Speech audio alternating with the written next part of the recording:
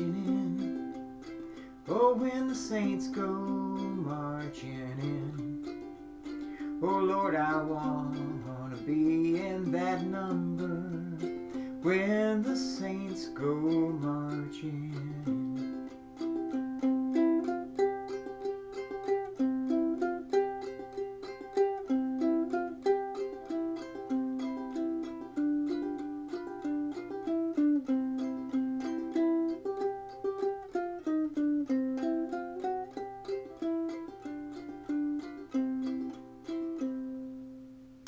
This is a simplified clawhammer arrangement of When the Saints Go Marching In.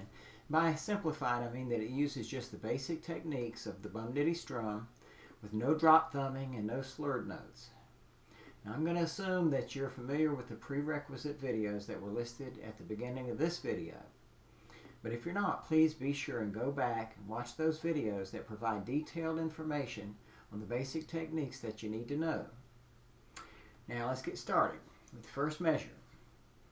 Be sure you're in tune, G, C, E, A. The song's in 4/4 time, which is what we're almost always going to use for clawhammer. That means there's going to be 4 beats in each measure. And the first measure actually here contains what are commonly known as pickup notes, and those are notes that come in before the first full measure in a song. You don't start playing here until the count of 2, and that little squiggly mark at the count of 1 is a quarter rest. Then the count of 2, you got the 3rd string open. Count of 3 is the 2nd string open. Count of 4 is the 2nd string 1st fret. And going to the second measure, it's actually the first full measure of the song after the pickup notes. You're going to hold a C chord, 1st string 3rd fret. You can use either your pinky or your ring finger to hold that down. Either way is okay, but keep in mind that you should hold the C chord shape for several measures until we switch chords. Because while you're holding the C chord in order to play the bum ditty, you'll also be adding in the melody notes of the song. So you've actually got 2 different things going at the same time. You're doing the chords and the melody. So if you're playing the C chord with your pinky, holding down the 1st string at the 3rd fret, you'll use your ring finger to hold down the 2nd string 3rd fret. But if you're using your ring finger to hold down the 1st string 3rd fret, you'll need to use your middle finger to hold down the 2nd string 3rd fret. And since you're using your index finger to hold down the 2nd string 1st fret, it's a little bit of a stretch, but not too bad, since the frets are close together on the uke. So to play this measure, first be sure you're holding the C chord, and on the count of 1, just play the 2nd string 3rd fret, and holding that position, play a ditty, and 2nd string again, followed by another ditty. So that's bum, ditty, bum, ditty. Then go into the 3rd measure. It's all single quarter notes, so you don't really have to continue to hold the C chord, but since we're going to be going right back to the C chord in the next measure, it's best to continue to hold down that C chord position. So on the count of 1, it's just the 2nd string 3rd fret like you've been holding, then 3rd string open. On the count of 3, you need to lift your finger off that 2nd string and play it open. Then use your index finger to play the 2nd string 1st fret on the count of 4. Measure 4 is just like measure 2. You're holding the C chord, you got the 2nd string 3rd fret, you got bum, ditty, bum, ditty. And then measure 5 is just like measure 3 was. You got the 2nd string 3rd fret, then 3rd string open, 2nd string open, and 2nd string 1st fret. Now the first part of measure 6 is like those previous measures where you're holding the 2nd string 3rd fret with the C chord position. Play a bum ditty, 2nd string. In the count of 3 in this measure, you lift your finger from the 2nd string, play it open, followed by the ditty. So it's just a basic regular C chord that you now have. The 7th measure is just 2 bum ditties while you're holding just the C chord. So 3rd string open, ditty, 2nd string open, ditty. Now the 8th measure, we're going to switch chords to G7th. Again, as much as possible, hold the G7th position while you're playing the melody notes. And much of the time you're going to find that the melody notes are part of the chord anyway, so you don't need to change anything, and that's the case with this measure. So it's just the third string as you're holding the chord, ditty, third string, ditty. And the ninth measure starts just like the previous measure, still holding the G7th chord, third string, ditty. Then on the count of 3, we're doing a little run to take us back to the C chord. And here it's best if you just lift your index finger while you're still holding the rest of that G7th chord and play the second string open. Then on the count of 4, you play the third string second fret. It'll be easier if you're still holding that. Now on the 10th measure, it's simple. You're just going back to holding a C chord.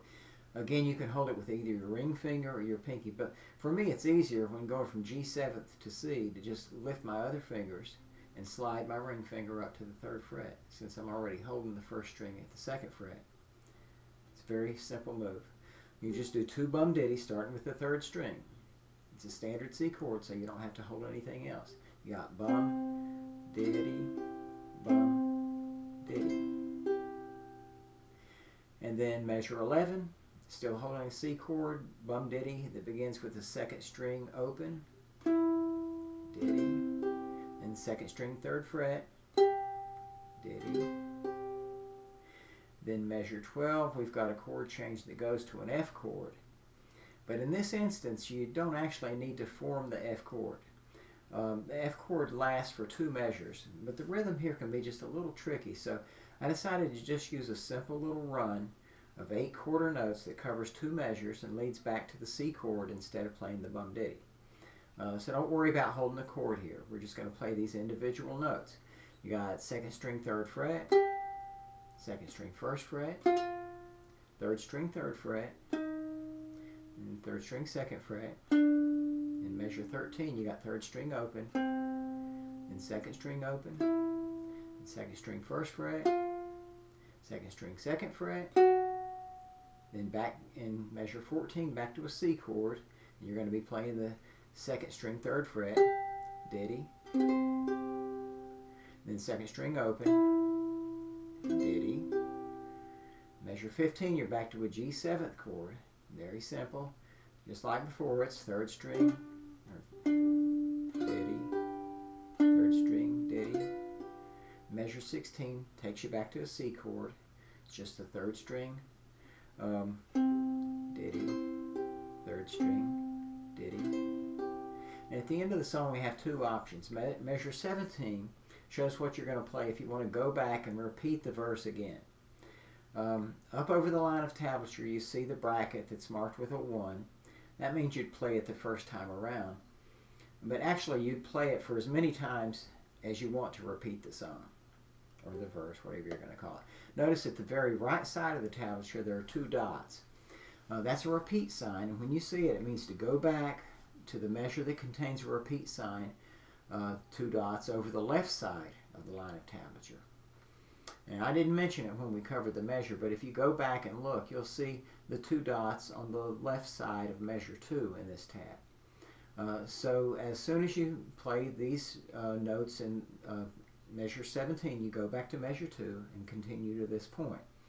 And now also, if you see a repeat sign telling you to go back, but there's not a repeat sign before it, that means that you should just go to the very beginning of the song. If you got a printout of this tablature, it's easier to see when everything's just on a page.